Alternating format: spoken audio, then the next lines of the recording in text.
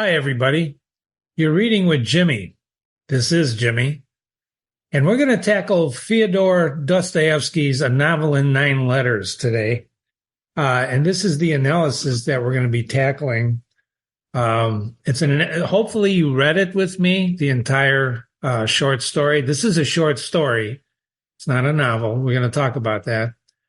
And let's begin, shall we? But again, this is a tough novel, and you may want to read it twice with me. But in any case, this is the analysis of the first part. Let's blow this up a little bit and get to work. Let's get to work. So the title of the short story is A Novel in Nine Letters, and it's written by Dostoevsky, not the I, but the Y. And I don't want to let the Russian names interrupt your understanding of this short story. Now, why does he call it a novel? The author did this, Dostoevsky, but then we're going to get into the first and the third person narrators, as we always do. We're going to discuss the beginning of this. But why is the title a novel? Well, it's just like any other story or novel we read. The title has a bearing on how we want to think about the story. And in this case, a typical novel is about 80,000 words.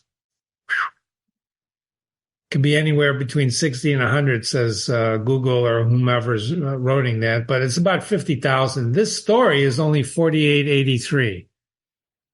Why do you think he titled it a novel? Well, we're going to figure that out as we analyze it. If you read it, you probably already figured it out. It's a complex story. This is not easy reading.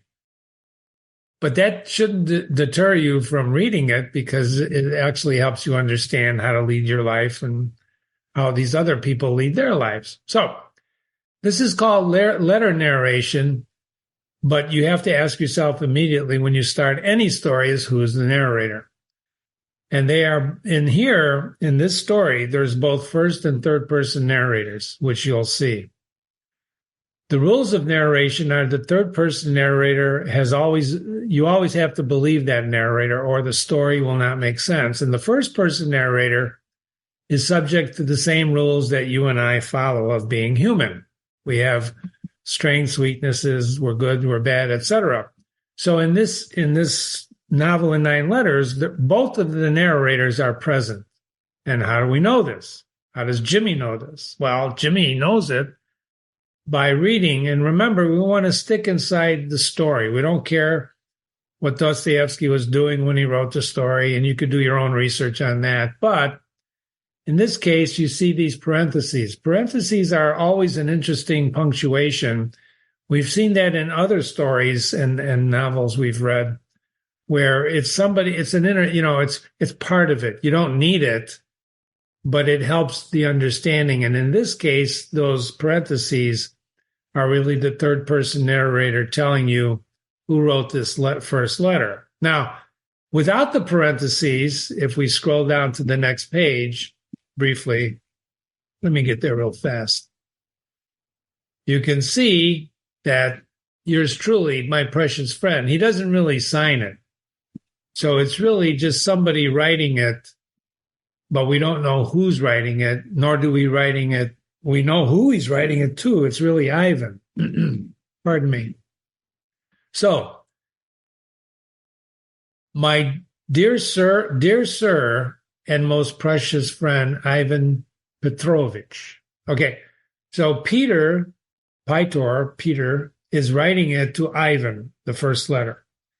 You should keep a scorecard and a notepad next to you, although we will review this at the end of our analysis. So the first letter that we're reading is written by Peter to Ivan. So we're going to get a sense of Peter's personality reading this. Now, when we read the novel together, I didn't really stop and analyze anything like we're going to do now. So who says if you got a letter, I was asking this to someone the other day, if you got a letter that said, my most precious friend, how would you feel? And the person said when she was younger, she actually got a letter, not with precious friend, but similar salutation. When people used to write letters, they would write like that. Dear sir, if you stop there. But in this case, Peter adds, and most precious friend, Ivan Petrovich. So he's basically, you're my most precious friend. So Ivan should feel pretty good about a letter like this, I would say.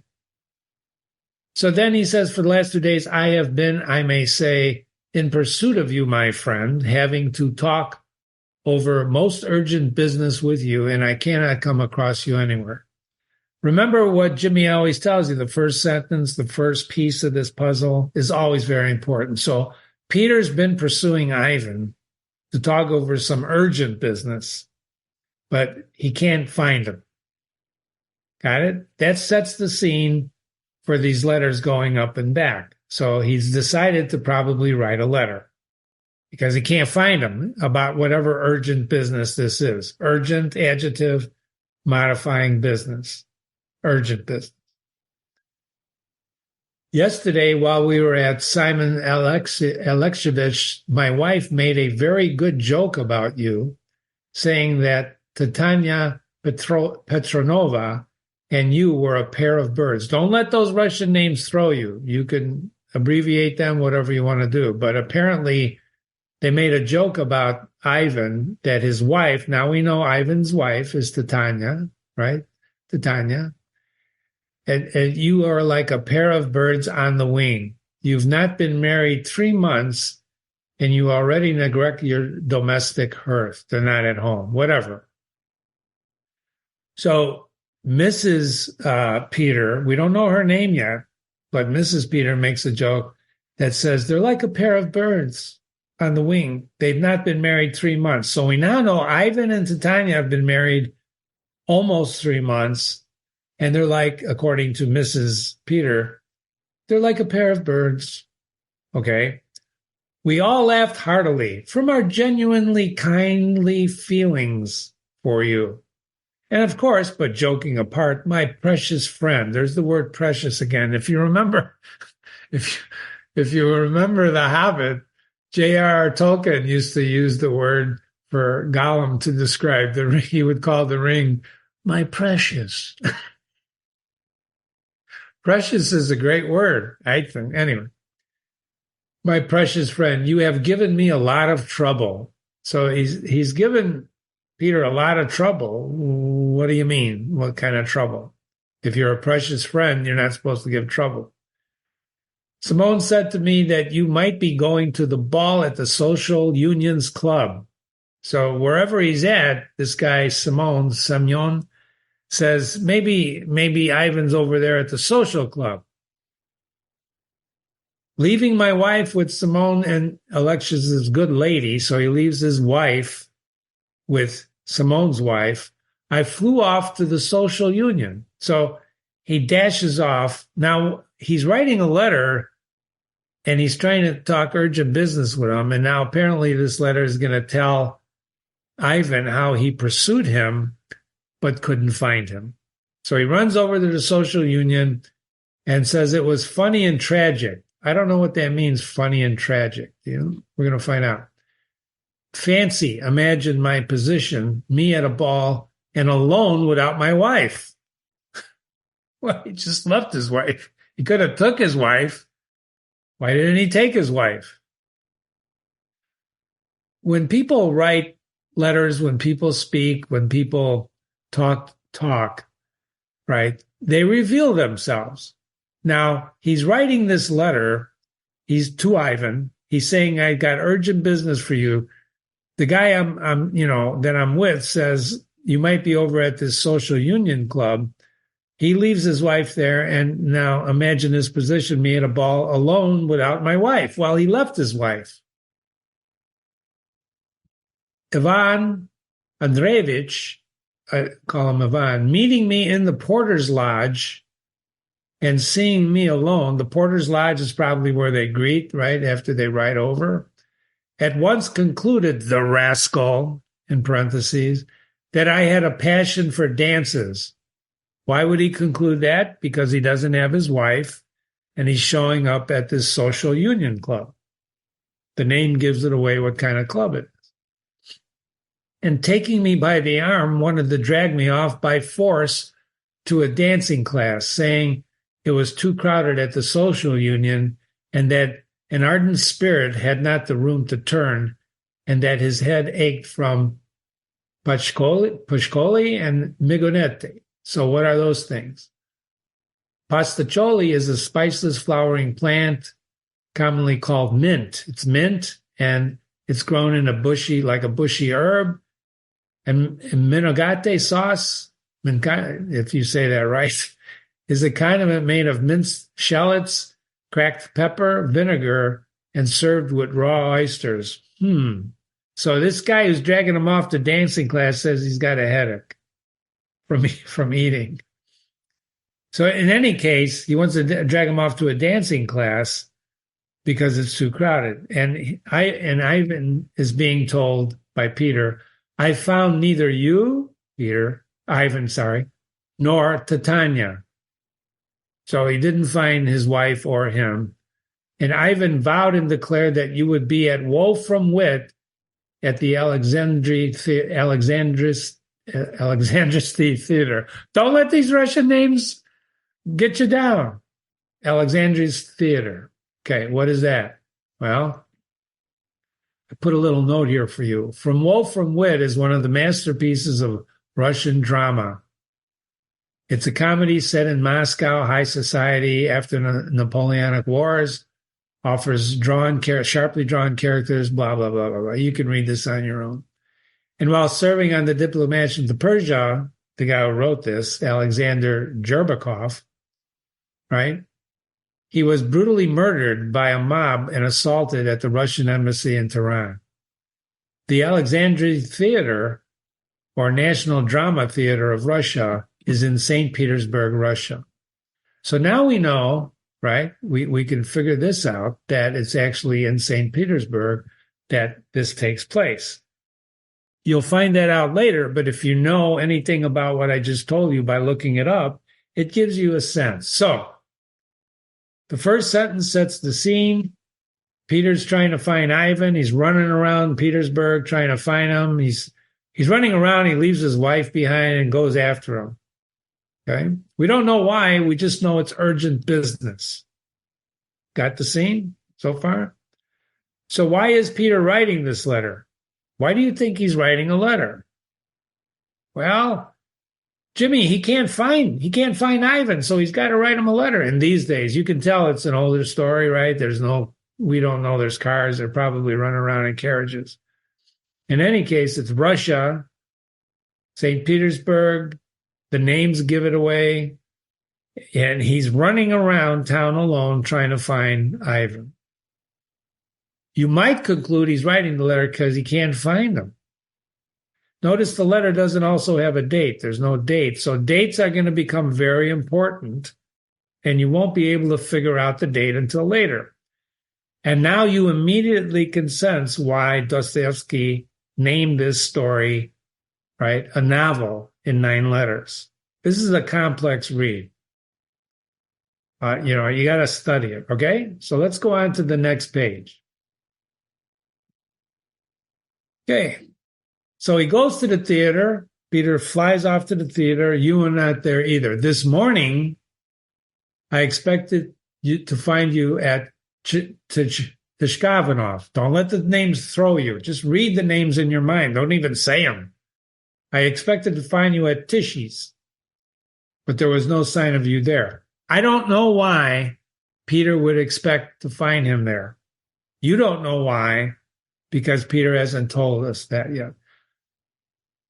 Teshy sent to Perplikins the same thing there. So he sent to the. In fact, I'm quite worn out. You can judge how much trouble I've taken. Can you figure that out, Ivan? Says Peter. Now I'm writing to you. There's nothing else I can do. I can't do anything else. I've been all over town trying to find you. I can't find you. So I'm writing you this letter because my business is by no means a literary one. I'm not doing this. Do you understand me? He says, I'm not writing because I like to write. It would be better to meet face to face. Aha, here's a clue. Whatever his urgent business is, it's better to do it face to face. And it is extremely necessary to discuss something with you as quickly as possible. So I beg you, come to us today with Titania to tea and for a chat in the evening. So he's inviting Ivan, saying, you know what? Come on over for tea today and bring your wife. My Anna Milanova. So Anna is his wife, is Peter's wife. Now we have 4 people: Ivan, Titania, Peter, and Anna. Those are your actors in this letter. So his Anna will be extremely pleased to see you. You will truly, as they say, oblige me to my dying day. That's exaggeration. You're going to oblige me by coming to tea to my dying day. Who talks like that? Who writes like that? These are questions you have to think about if you're going to understand this story. Right? By the way, my precious friend, that's the 3rd time he's used the word precious. Okay? Since I have taken up my pen, I'll go into all I have against you. Oh, this is different now. Precious, now I got something against you. I have a slight complaint I must make. So he's got something on his mind. He wants to bring up everything, but he's got this. Is that the urgent business? Is a slight complaint urgent business? I don't know. In fact, I must reproach you, my worthy friend. Now, you're no longer my precious friend, you're worthy, for an apparently very innocent little trick which you have played at my expense.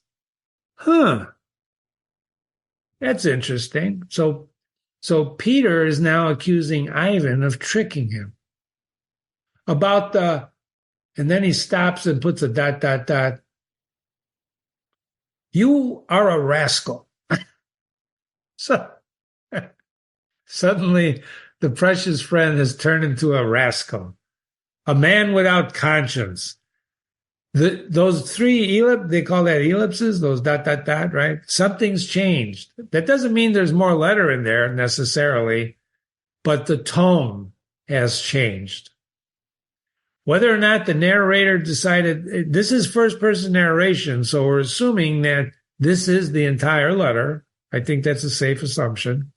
But his tone with the ... has now changed from telling him how he's been pursuing him all around, all these stories. He's accusing, you're a man without a conscience. Why is that? We're going to find out. About the middle of last month, you brought into my house an acquaintance of yours, Yevgeny Nikolaevich. Now we have the 5th character, Yevgeny. So you should write down Peter, his wife Anna, Ivan, his wife Titania, and now the 5th wheel, Yevgeny. And he's saying, you brought Yevgeny into my house, who was an acquaintance of yours, Ivan's, and you vouched for him by your friendly and, for me, of course, sacred recommendation. I rejoiced at the opportunity of receiving the young man with open arms, and when I did so, I put my head in a noose. There we go. A noose is. It's not really a noose. I would say Peter exaggerates a little bit by now. You got that? So he's a man of exaggeration. It's not really a noose, but it turned out a pretty business. Pretty business is sarcasm. I have not time now to explain. It's not a good business, but I can't explain it now. Indeed, it's very awkward to do in writing. Even today, there's a certain thought process that you shouldn't put anything in writing that you don't want other people to see, ever find out. In other words, when texting started coming out on phones, people, you can read stories about this. Major people and major corporations sometimes would have too much to drink and they start texting and then they got fired because they put it in writing. So whatever you do, one of the laws of of business and of life is don't put anything in writing you don't want other people to read. You understand? So in this case, he says, I don't want to put anything in writing. Only a very humble request. He said, I'm not going to put it in writing, but I want to ask you something. My malicious friend. Now, there's an adjective modifying Ivan. Now he's not just precious and worthy. He's malicious. That's a strong. You're malicious. Could you not somehow very delicately in passing drop a hint into the young man Yevgeny's ear, right, that there are a great many houses in the metropolis besides ours? So he wants Ivan to drop a hint to Yevgeny that there's other houses than his. What is the hint he's trying to ask Ivan to do? He's asking Ivan to tell Yevgeny, what? Get out of my house? Is that what he's saying? I don't know, but it's a little vague. It's more than I can stand, my dear fellow. We fall at your feet, as our friend Semnovich says. We fall at your feet. We're begging you. We fall at your feet. I will tell you all about it when we meet. I'm going to tell you what I'm talking about when we meet. I don't mean to say that the young man has sinned against good manners or is lacking in spiritual qualities. I'm not saying the guy's a bad guy, right? On the contrary, he's not up to the mark in some other way. On the contrary, he's amiable and pleasant fellow. But wait, we're going to meet. Meanwhile, if you see him, for goodness sake, would you whisper a hint to him, my good friend? Would you whisper a hint? What is the hint? There's other houses. There's other houses you can visit. What does that tell you? Well, it tells Jimmy that this guy's coming over too much. He's at Peter's house a lot, right?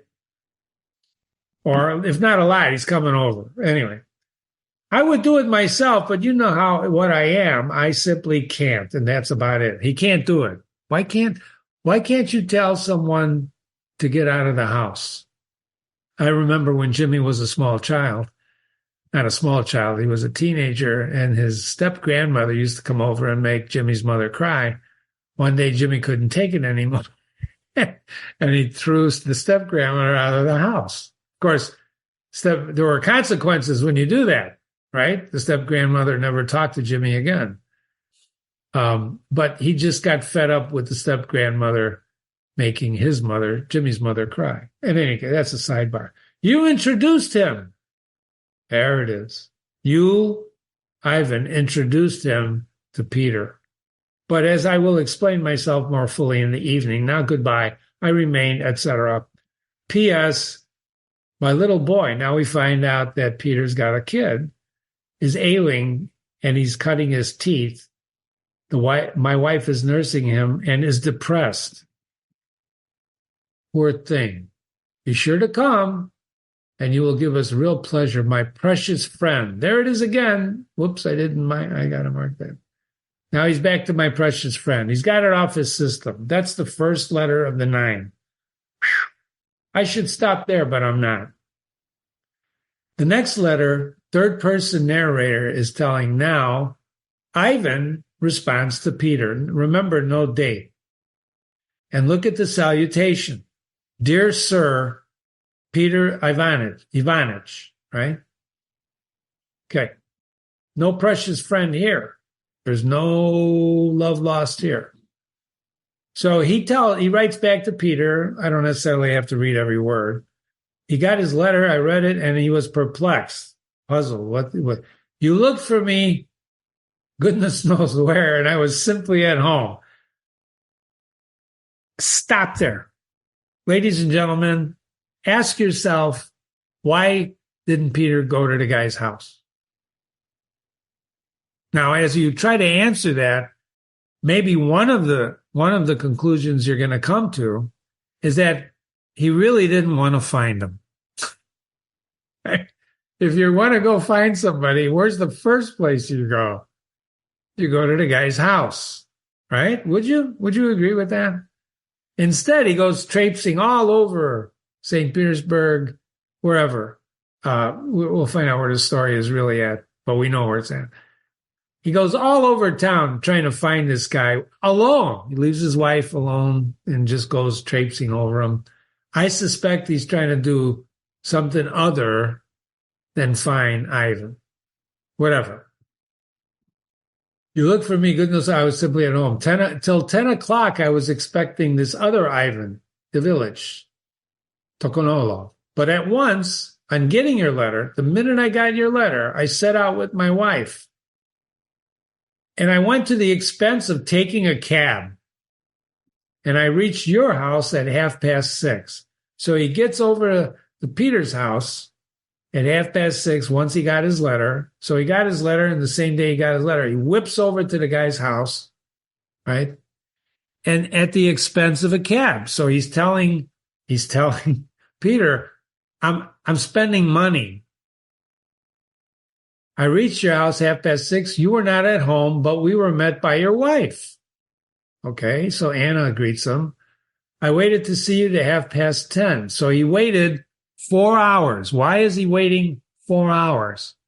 Don't forget, Peter invited him to tea, right? That's that day he got the letter. Come on over for tea. So he gets there at 6:30 and he waits 4 hours.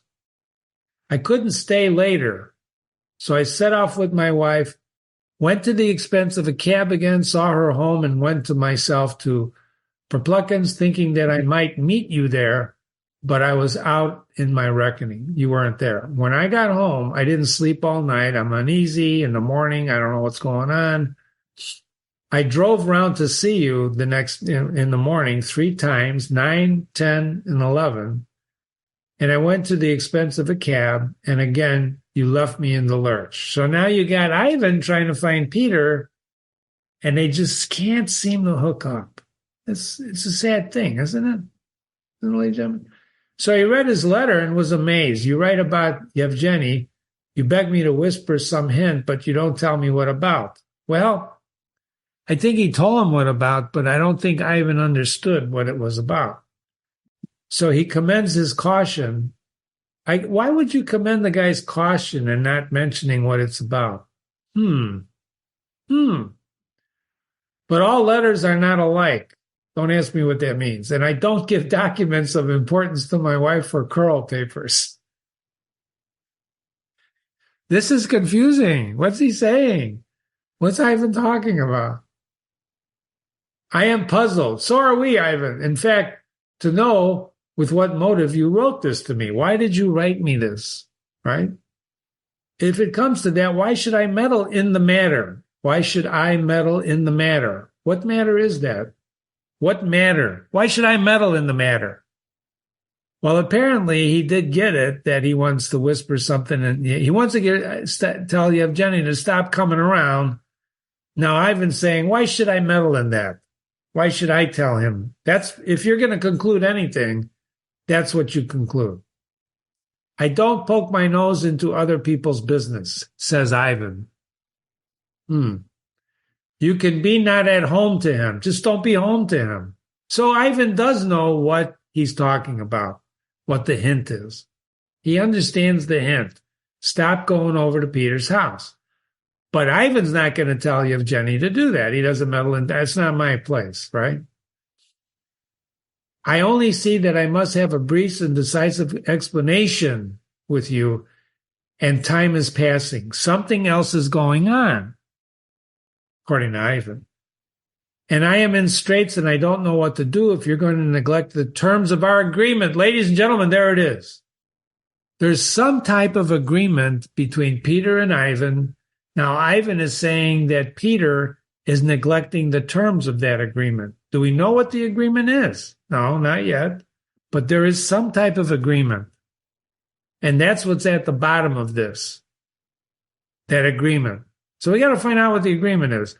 Now, why haven't we found out yet? Well, this is first-person narration. Remember, they don't want to be too explicit in writing. They don't want to come out and say anything yet. And we know that Peter's a very big exaggerator, right? He doesn't say too much. First, because there was no mention of any agreement in the first part. Now, in this part, Ivan's saying, you're neglecting the terms of our agreement.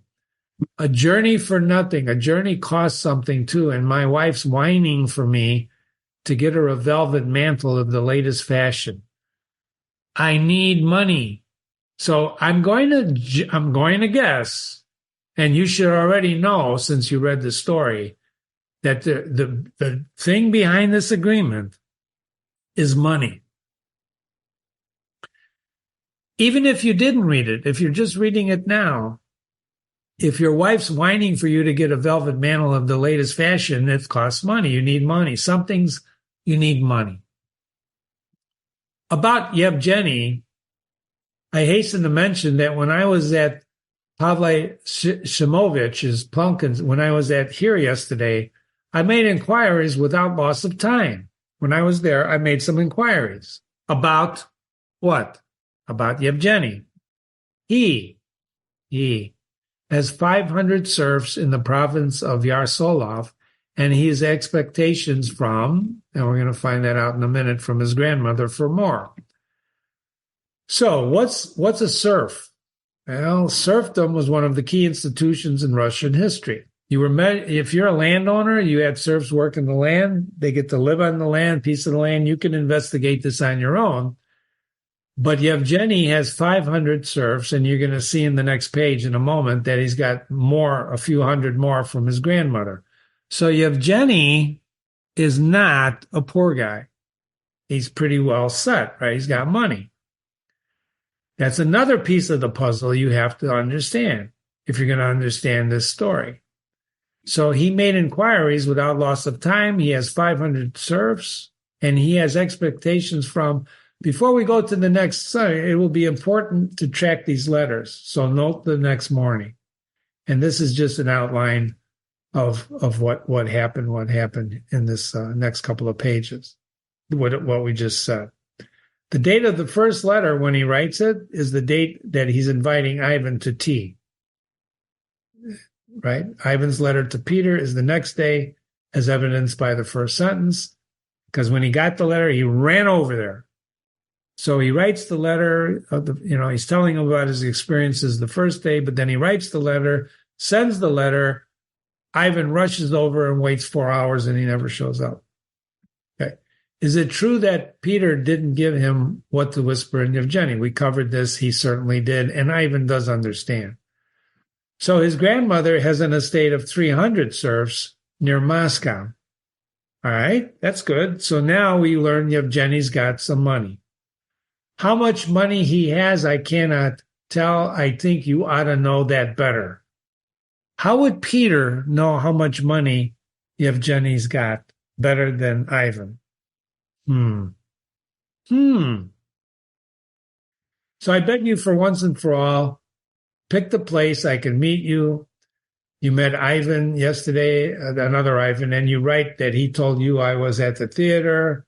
I don't do that. He's a liar. He's a liar. And it shows how little he is to be trusted because his wife can't take all the thunder at the theater. So he did his grandmother out of the day before yesterday, who's he? This other Ivan did his grandmother out of 800 rubles. Rubles, what are rubles? Rubles are currency in Russia. I think I have a note on that. Yes. The ruble is the currency of Russian Federation. Ruble is subdivided into kopecks. If you read a lot of Russian literature, you hear the word kopecks, rubles. 10 rubles was half a monthly wage for a general labor. 10 rubles was a half of monthly wages. 10 rubles. Okay, that gives you a sense of how much ruble is. So he says, my wife is going to have a baby. So Titania is pregnant, and she's nervous and depressed. So both wives are depressed. This one's having a baby, the other one because because her kid is teething. I have no great partiality for theaters. Okay, that's letter number 2. We're going to finish letter number 3 and stop with this part of the analysis. So this one comes back from Peter to Ivan. There's Precious again. I'm to blame, 1,000 times to blame. Right? Mea culpa, mea maxima culpa. Are you familiar with Latin, ladies and gentlemen? Mea culpa, mea maxima culpa. Through my fault, through my most grievous fault. I am to blame, 1,000 times to blame.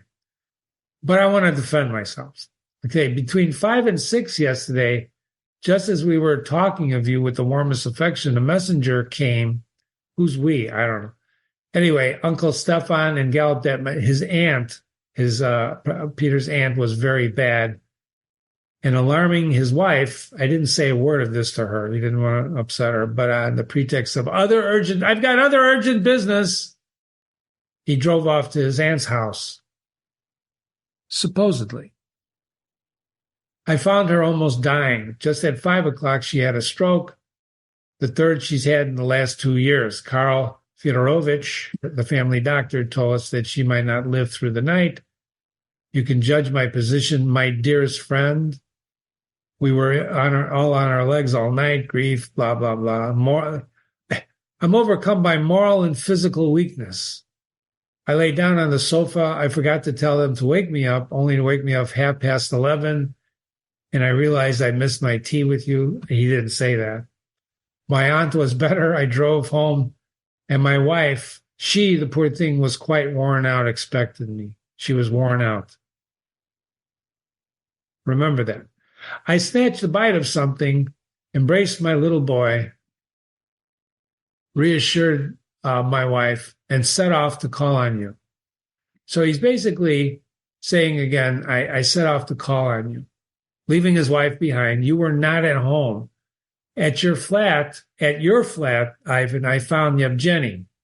And when I got home, I took up my pen, and here I am writing to you. Now don't grumble, be cross, my true friend, beat me, chop my guilty head off my shoulders, but don't deprive me of your affection. From your wife, I learned that you're going to be at Slavanov's this evening, and I will certainly be there. I look forward with the greatest impatience to seeing you. P.S. We're in perfect despair about our little boy. The doctor, Karl Fyodorovich, describes rhubarb. He moans. Yesterday he didn't know anyone. This morning he didn't know us and began to lisp, Papa, Mama, Boo. My wife was in tears the whole morning.